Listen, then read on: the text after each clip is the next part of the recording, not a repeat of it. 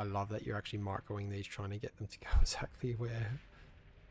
Oh yeah, the That's plan was great. to use. I Bang. wasn't using the TICKS damage. I was using the Janus That is collateral, so good. Oh, that is and because I so was good, into Tom. artillery, it was a rather satisfying mini game to be playing. This is AllReasonNoLogic's road to OS 25. Join us as Tom battles to double his OS starting at 12.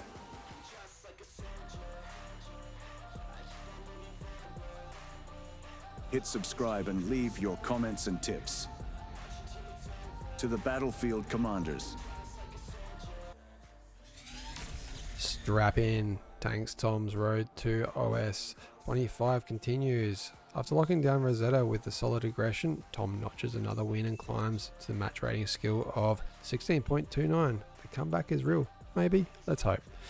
Today we find him hugging the edge of the map on Herapanum, a wide open desert with plenty of metal just waiting to be reclaimed. It's a scrappy battlefield where positioning and reclaim control makes or breaks the mid game. Let's see if Tank Tom can keep the 1 game streak alive. Actually, it's 2 now. 2 now, Tom. This is the first back-to-back you've got to win.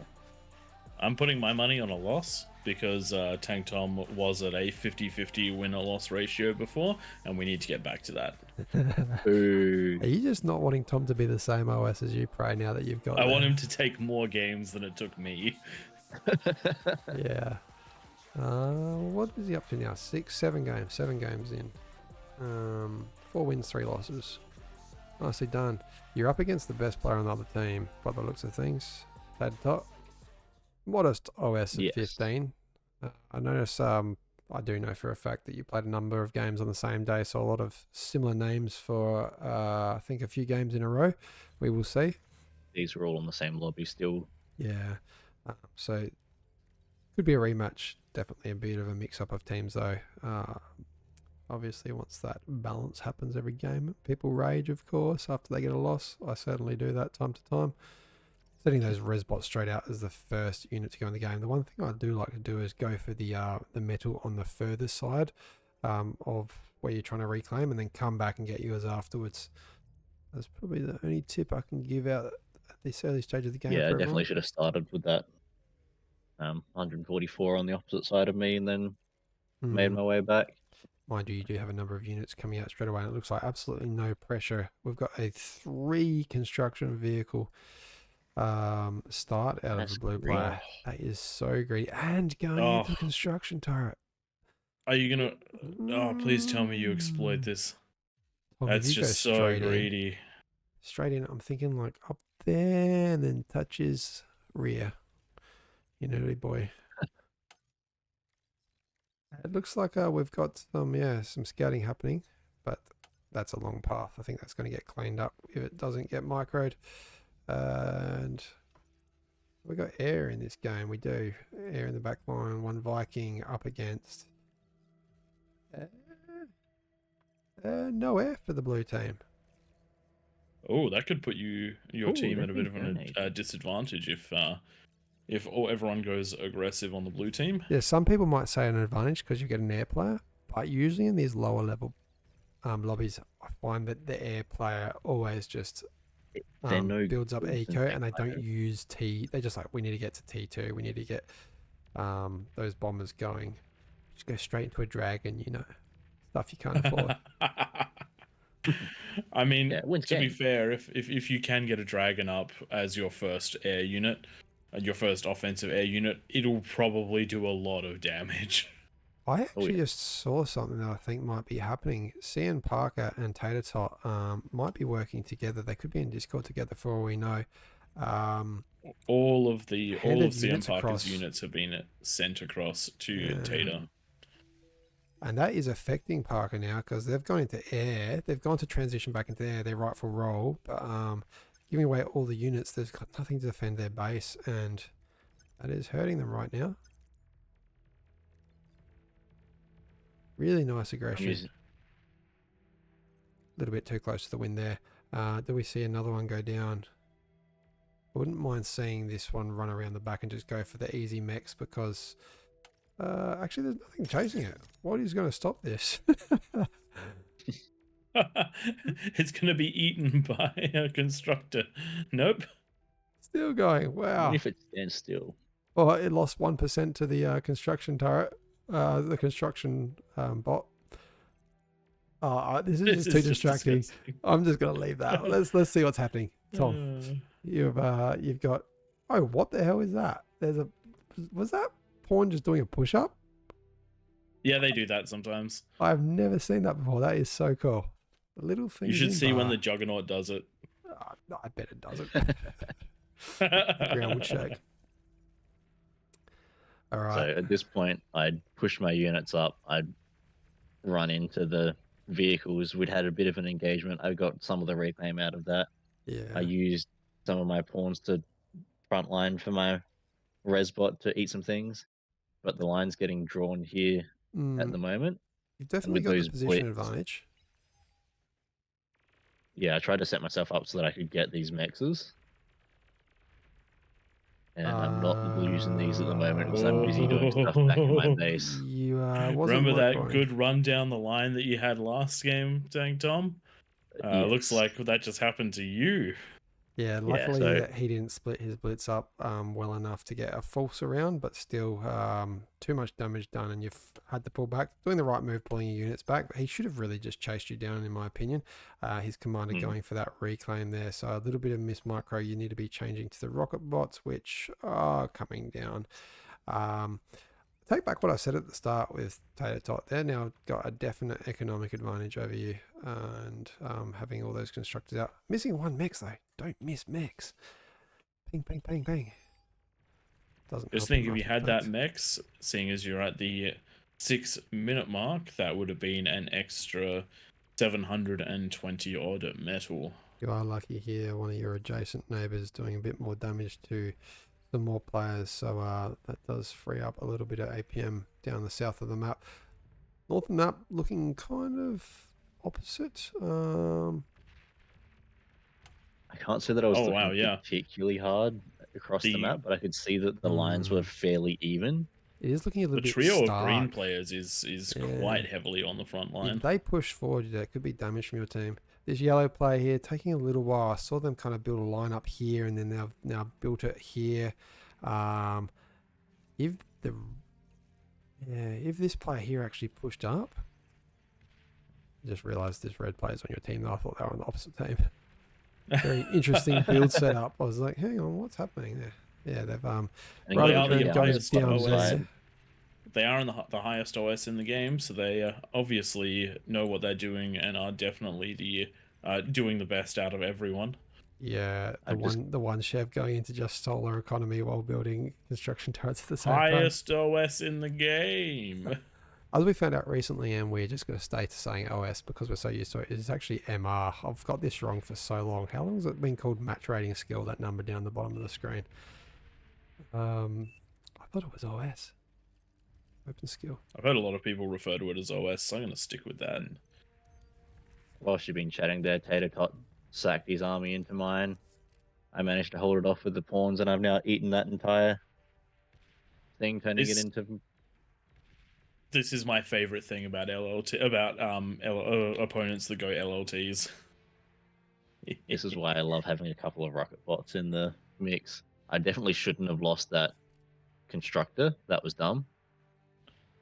It's having a little bit of micro. A couple of rocket bots in the mix so that I can just pick things off. I put the radar up so that I could see the towers, because I found that Honestly, they tend not to like tick. auto attacking. Player view, have you got any ticks anywhere? You get a tick and you just position it about there. It'll have full view. They have I so don't have much any- range. It's probably Yeah. my favorite use of the tick, is just giving that vision. You put one tick in a little army, even a T2 army, it just gives so much more range, and they're so cheap. They're just your own little personal short range radar. But of course, you have previously got vision of these, so these rocket bots could continuously be doing pressure. And if I was you, I would not take my hand off of these. Just keep them moving around, keep them pushing and going back. Keep the commander coming up and building LLTs behind them so that they can fall behind them.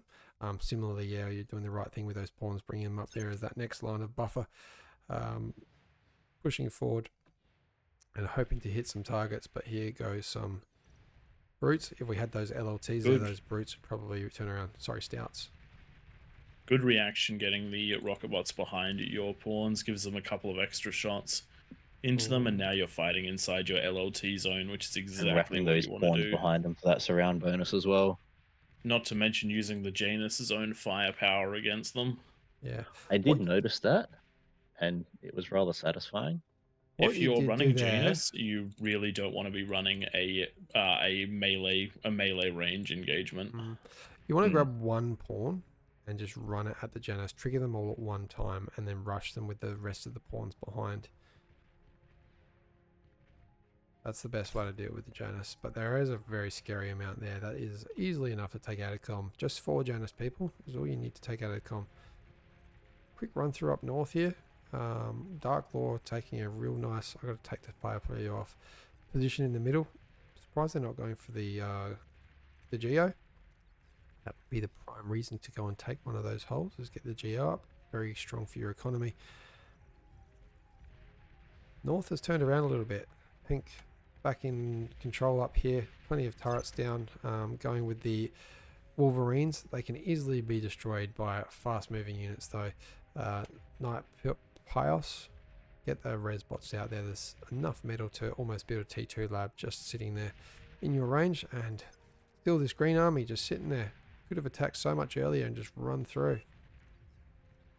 I just love that the red and green player here, they're now playing north-south rather than east-west like the rest of you guys. Stuff the rules.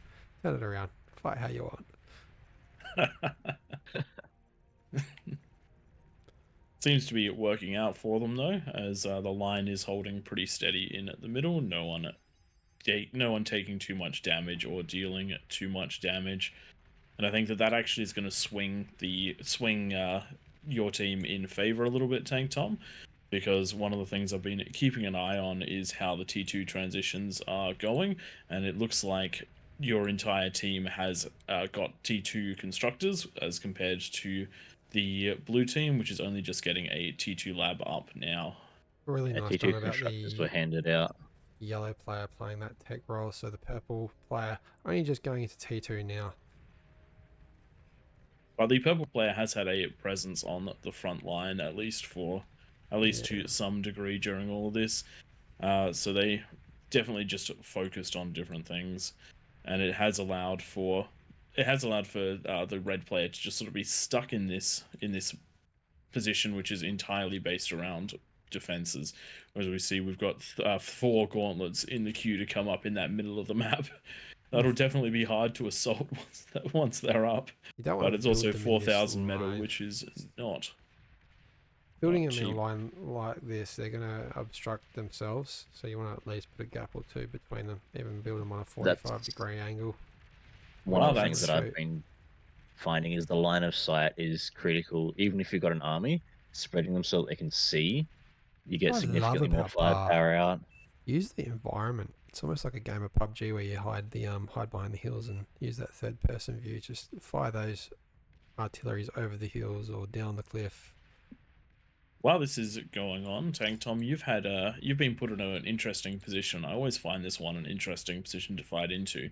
There's a very strong frontline killer sitting behind some artillery. So you've got those Janus protecting a series of shell shockers. Exactly why the ticks are coming through. I noticed before that the Janus did a decent job of killing their stuff. So at this point, I'm kind of just throwing ticks into them with the intention of the Janus shots wiping out most of his army. This is actually brilliant, people. Like, amazing those play. Are worth.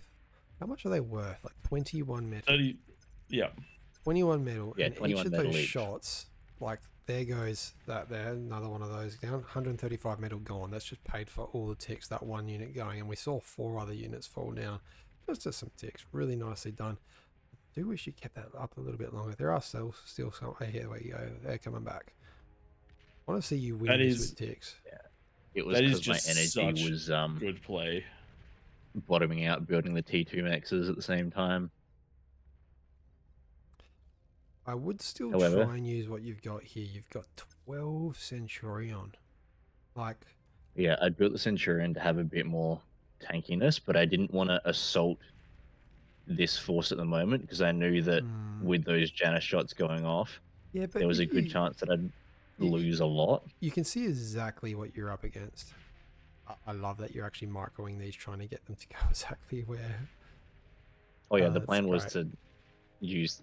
I Tank. wasn't using the TICKS damage. I was using the Janus That is collateral. so good.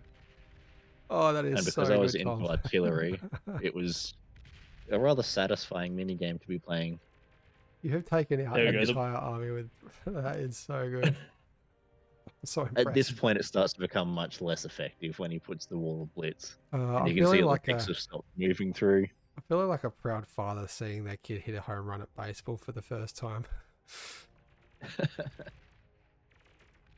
Unfortunately, they've done the right thing now and taken those Janus just outside the range of those blitz. Yeah, I was disappointed the Janus weren't in range of the blitz at all because it meant that my fun stopped for a bit. Yeah, that's when you bring forward the Centurions and the rocket bots to do the damage from range, and the Centurions to scare them from doing any sort of rush at you. From memory, they do come through or come into play shortly. Yeah, we'll keep an eye on that. I just wanted to see where all the action is. A big pull here out of purple. Odd choice of units. The pincers in a T1 game. A amphibious tank. You're probably better off putting that metal into the stouts, costing almost the same amount. Just 25 more metal. Nice pull of shuriken here. If we get a chase down, we will see a number of tanks go down for almost free.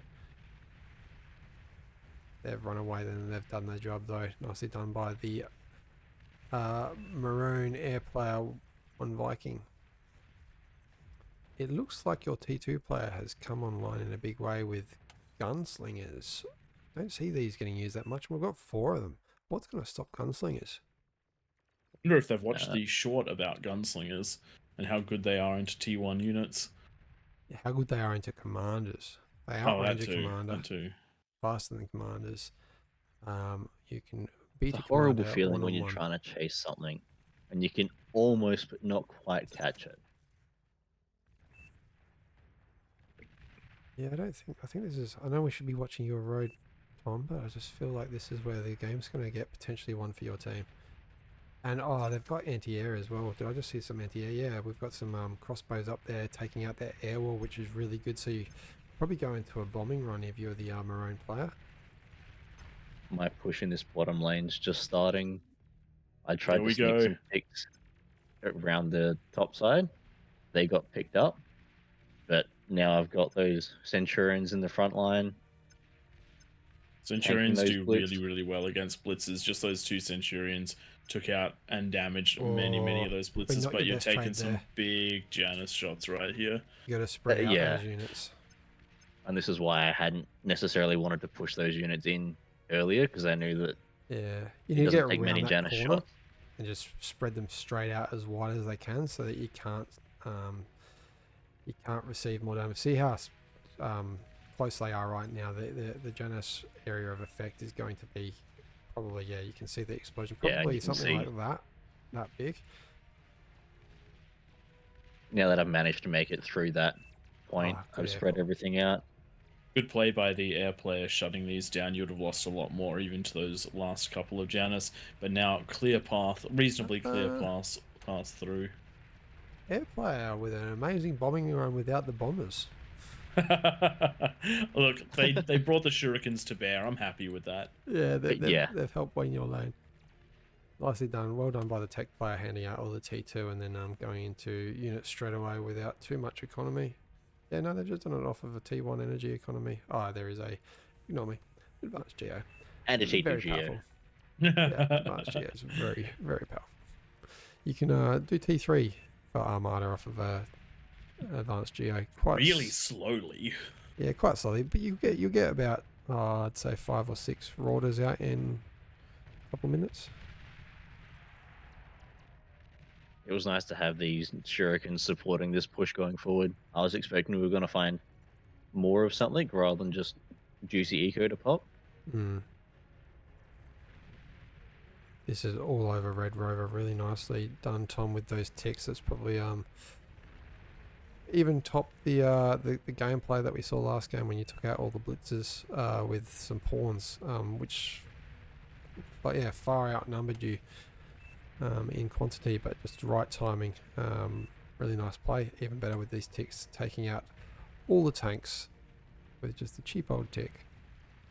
And there we go. It was really satisfying using the ticks to use his own Janus to bomb his army. That is an MVP move right there, and it's probably going to make it into both the thumbnail and some sort of title, I hope.